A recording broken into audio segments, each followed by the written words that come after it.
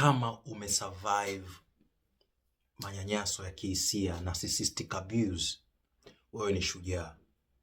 Na kama unamfahamu mtu yoyote amepitia manyanyaso ya kinarcissistic na amevuka, mpigie salute. Salute na kupigia salute. I appreciate you.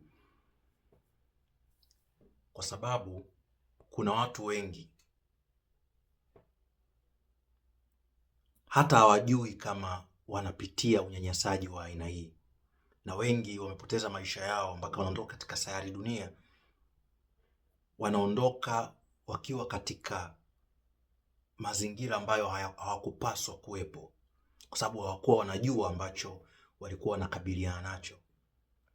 Manyanyaso ya kinarcissistic ndio manyanyaso yenye madhara makubwa, ama tuseme ni miongoni mwa aina ya manyanyaso, unyanyasaji au hali ambazo zinampata mwanadamu na kumletea madhara makubwa zaidi kisaikolojia. Na ni jambo ambalo sio vyepesi ama rahisi kulitazama na kulifahamu. Ni jambo lililojificha nyuma ya pazia.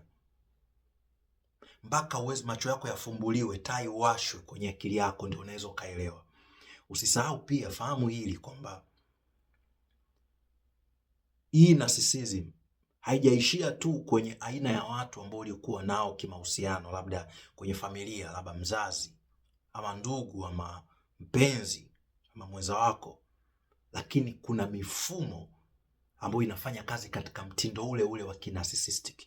Kumbuka ulipokuwa unakaa na narcissist, alikuwa amekuweka katika himaya yake, katika mzunguko wa maumivu ambao moja ya silaha kubwa alikuwa anaitumia ilikuwa ni hofu, hatia. Alikuwa anatumia makosa yako na madhaifu yako kukuweka katika hatia na kukuogopesha.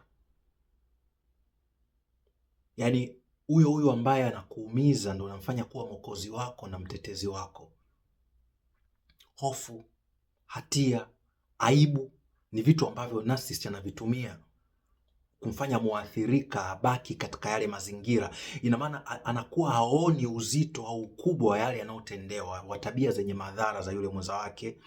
Anakuwa amekamatwa na hofu, aibu na hatia, kwa anakuwa anajitahidi kufanya zaidi. Yaani anajiona yeye ndiye mwokozi.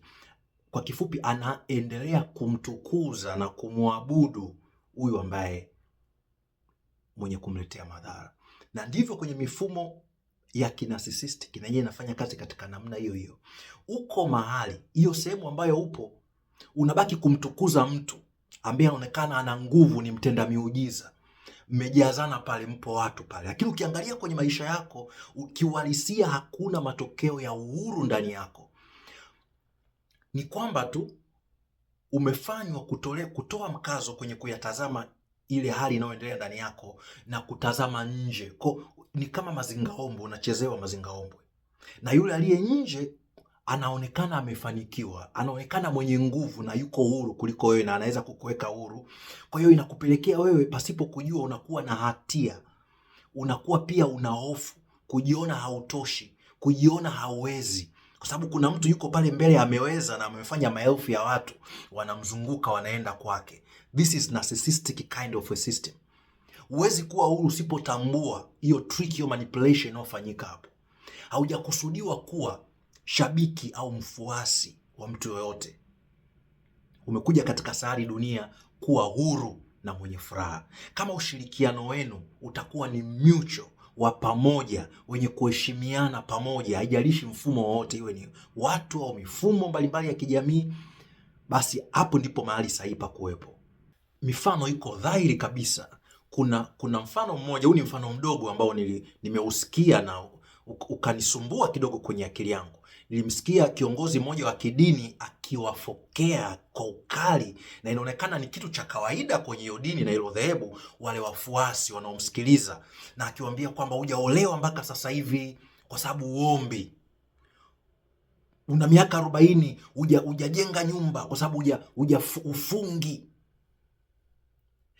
Anatumia udhaifu, anatumia madhaifu ya kawaida ya kiubinadamu ulionayo kukuhukumu, kukuletea hatia.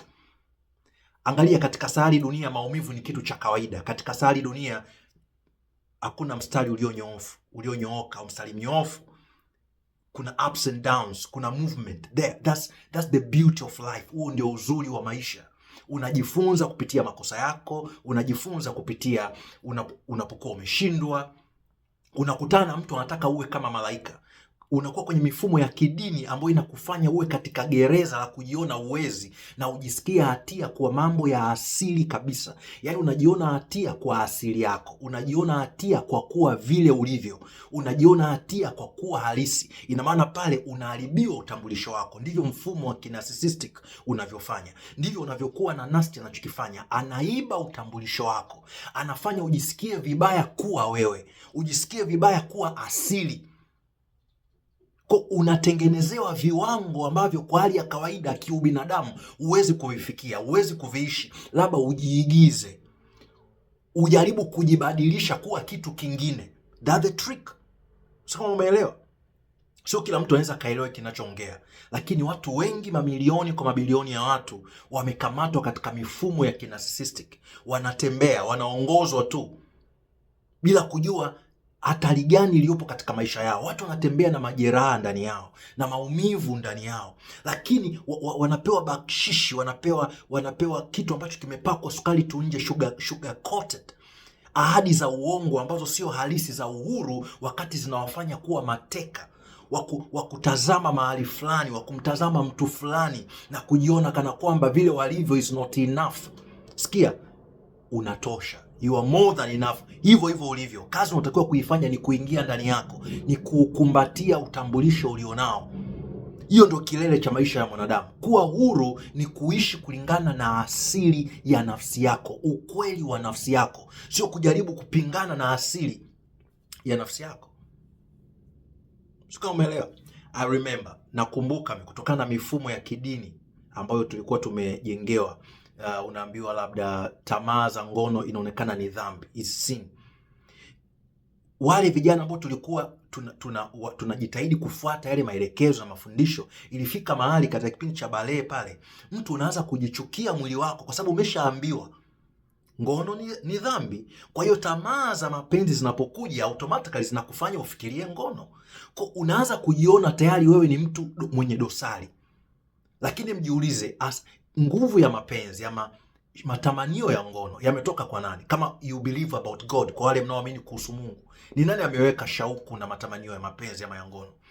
Kwa nini unajisikia vibaya kwa jambo la asili ambalo liko ndani yako? Na nakupa huo ni mfano mmoja. Lakini kuna mambo mengi katika maisha yako ambako umetengenezewa gereza katika akili. Ni kwa mfano, kila kitu unaambiwa aidha shetani au Mungu. Kikienda vibaya ni shetani, kikienda vizuri ni Mungu. Kikimtokea mwingine, Mungu akuwa upande wake. Kikikutokea wewe kizuri, Mungu amekusaidia. Ajali imetokea, wewe umepona peke yako, wengine wamekufa, Mungu ameniokoa. Kwa wale wengine hawakuwa na Mungu. Change your mind. Change your mind. Badilisha mtazamo wako na fikra yako. Kuna mambo mengi ambayo unayaishi kwenye maisha yako, vingine umevishikilia kama ni misimamo yako, lakini sio ya kwako. Ni vitu ulivyolishwa. Anza kukaa chini, ingia ndani yako, ponya moyo wako na nafsi yako, uende ukavipate vilivyo vya kwako. Uwe wewe, sio uwe wewe ambaye ni kivuli cha watu wengine.